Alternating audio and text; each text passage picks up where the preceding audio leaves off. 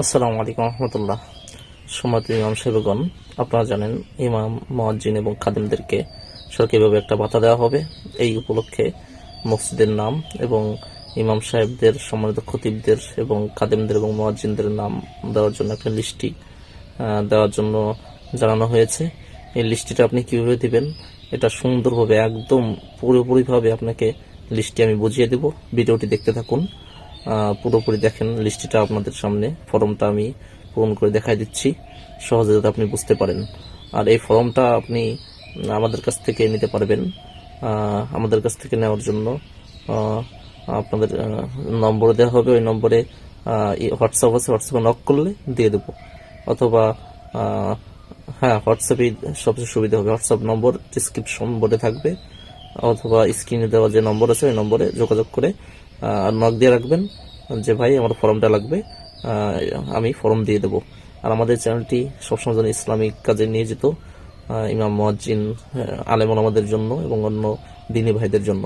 তাই কত চ্যানেলটি সাবস্ক্রাইব করেন, আমাদের চ্যানেলটি সাবস্ক্রাইব করে করে রাখবেন। ধন্যবাদ ভাই, আপনার অবশ্যই উপকার হবে। সামনে ফর্মটি নিয়ম পূরণ করার নিয়ম দেখুন। ধন্যবাদ। আসসালামু আলাইকুম রহমতুল্লাহ। সম্মানিত আলেমগণ, ইমাম সাহেবগণ, আপনারা দেখতে থাকেন ফর্ম কীভাবে পূরণ করবেন। এই ভিডিওটি পুরোপুরি দেখেন, তাহলে বুঝতে পারবেন। এই যে দেখতেছেন যে ফর্মটি, এই ফর্মটি আপনারা ডাউনলোড করে নেবেন, আমাদের কাছ থেকে নিয়ে নেবেন। হোয়াটসঅ্যাপের নম্বর দেওয়া আছে উপরে, স্ক্রিনে দেওয়া নম্বরে যোগাযোগ করে হোয়াটসঅ্যাপ থেকে নিয়ে নেবেন। হোয়াটসঅ্যাপে ভয়েস দিয়ে রাখবেন যে আমার ফর্ম প্রয়োজন, আমরা ফর্ম দিয়ে দেবো। এরপরে এই ফর্মের এখানে প্রথমে আপনি পূরণ করবেন। এই দেখেন, এই যে এই জায়গাটায় মসজিদের নাম, এই যে মসজিদের নাম, এখানে মসজিদের নামটা বসাই দিবেন। এই যে লাল দাগ দিয়ে আমি বুঝিয়ে দিলাম, এখানে মসজিদের নাম, আপনার মসজিদের নামটা এখানে বসাবেন। এখানে মসজিদের নামটা সুন্দর করে বাংলা লিখে দিবেন। এরপরে আপনি মসজিদের নাম লেখার পরে এরপর দেখেন গ্রাম লেখা আছে, মসজিদটা কোন গ্রামে অবস্থিত সেই গ্রামটা এখানে বসাবেন। এই যে জায়গাটা দেখতেছেন, এখানে সুন্দর করে মসজিদে যে গ্রামে আছে সেই গ্রামের নামটা সুন্দর করে বসিয়ে দিবেন। এরপরে পোস্ট অফিস, মানে ইউনিয়ন, কোন ইউনিয়নের মসজিদটি সেই ইউনিয়নটা এখানে বসাবেন, সুন্দর করে বসিয়ে দেবেন। এরপরে উপজেলা, মানে থানা, কোন থানার মধ্যে আছে সেই থানার নামটা লিখে দেবেন। এরপরে সুন্দরভাবে জেলার নামটা লিখতে হবে, আপনার মসজিদটি কোন জেলার মধ্যে অবস্থিত সেটা এখানে বসিয়ে দেবেন, সুন্দর করে বসিয়ে দেবেন। এরপর আপনি এই পাশের দিক চলে আসবেন। পাশের দিকে এসে দেখেন এখানে দেওয়া আছে মসজিদের ধরন, জামে মসজিদ, পাঞ্জাগানা মসজিদ।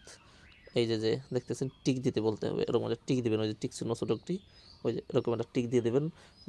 এই যে জামে মসজিদ, আমারটা জামে মসজিদ, আমি জামে মসজিদের উপর টিক দেবো, একটা টিক দেবেন। যে মসজিদ সেই মসজিদের উপর টিক দেবেন, উপর দিয়ে আস্তে ছোটো একটা টিক দিয়ে দেবেন। এরপরে মসজিদটি পৌরসভার মধ্যে না ইউনিয়নের মধ্যে, সেই নামটা লিখবেন। ইউনিয়ন হলে ইউনিয়নের নাম লিখবেন, এখানে কোন ইউনিয়ন, ইউনিয়নের নামটা লিখবেন। এরপরে ওয়ার্ড নং, কত ওয়ার্ডে আপনার মসজিদটি অবস্থিত। আমারটা 6 নং ওয়ার্ডে, আমি এখানে 6 দেবো। আপনি আপনারটা যে ওয়ার্ড সেই ওয়ার্ড এখানে ছোটো করে লিখে দেবেন। এইভাবে উপরে পূরণ করা শেষ। এখন ভিতরে এখানে দেখেন ক্রমিক নাম দেওয়া আছে, ক্রম, মানে এখানে 4টা খোপ দেওয়া আছে, 1 2 3 4। আপনি যে কয়জনের নাম দিতে চান, আপনার মসজিদ যে কয়জন আছে সেই কয়টা ক্রমিক নম্বর দিয়ে দেবেন। যদি 4 জন থেকে 4 জন ক্রমিক নম্বর দিয়ে দেবেন। এরপর তারপরের খোপে আপনি যাবেন। তারপরের খোপে দেখেন, পরের খোপে দেওয়া আছে জনবলের নাম। জনবল, জনবল তো বুঝতে পারছেন, মানে যাদের নামে আপনি, এটা ইমাম সাহেব, খতিব এবং মুয়াজ্জিন, এই যে জনবল, এই জনবলের নাম এই খোপের মধ্যে। এই প্রথম যে খোপটা এখানে দেবেন খতিবের নাম, এর দ্বিতীয় খোপে এখানে দেবেন ইমাম সাহেবের নাম, এই তৃতীয় খোপে যদি মুয়াজ্জিন থেকে মুয়াজ্জিন, চতুর্থ খোপে খাদেমের নাম, এবং 4টা নাম দিয়ে দেবেন। এরপরে এই 4 জনের নাম সুন্দরভাবে দেওয়ার পর শিক্ষাগত যোগ্যতা যদি থাকে, ওই যে এখানে দিবেন খতিবের শিক্ষাগত যোগ্যতা যদি থাকে, এর ইমাম সাহেবের শিক্ষাগত যোগ্যতা, মুয়াজ্জিনের শিক্ষাগত যোগ্যতা, খাদেমের শিক্ষাগত যোগ্যতা, মুফতি আলী মুফতি, হাফেজ আলী হাফেজ, যেটা হয় সেটা আপনি এখানে বসাই দিবেন। এরপরে অন্য কোনো পেশা যদি থাকে, অন্য কোনো পেশা কোনো মাদ্রাসা ওর সাথে জড়িত আছে কিনা বা না, কোনো কিছুর সাথে জড়িত যদি না থাকে তাহলে শুধু না লিখে দেবেন, আর থাকলে সেটা উল্লেখ করে দেবেন। এরপরে সরকারি কোষাগার থেকে কোনো বেতন বা সম্মানী পায় কিনা, উত্তর হ্যাঁ হলে বিস্তৃত লিখবেন। এই যে এখানে বিস্তারিত লিখতে হবে, বা না হলে না লিখে দেবেন, শুধু সংক্ষেপে না লিখে দেবেন। আর যদি থাকে কী জন্য মানে সরকারি কী টাকা পান সেটা লিখে দেবেন।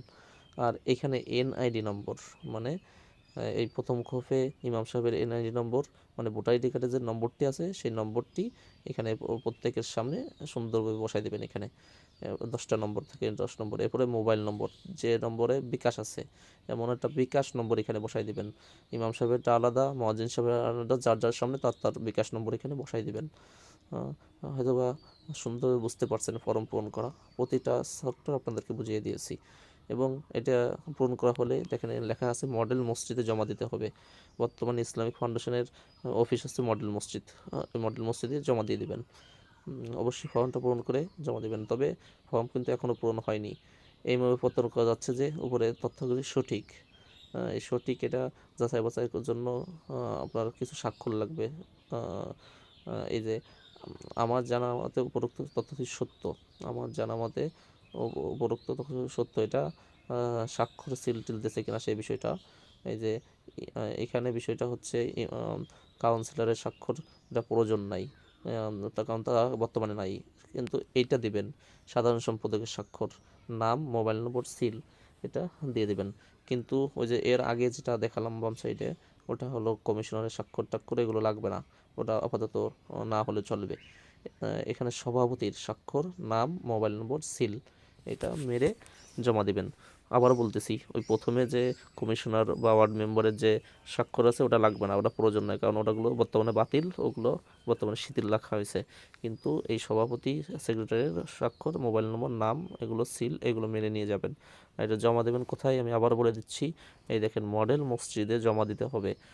বর্তমানে ইসলামিক ফাউন্ডেশনের যে এইগুলো আছে এটা মডেল মসজিদ আছে, ওইখানে জমা দিয়ে দেবেন। ধন্যবাদ। চ্যানেলটি সাবস্ক্রাইব করে আমাদের সঙ্গে থাকবেন। আসসালামু আলাইকুম রহমতুল্লাহ।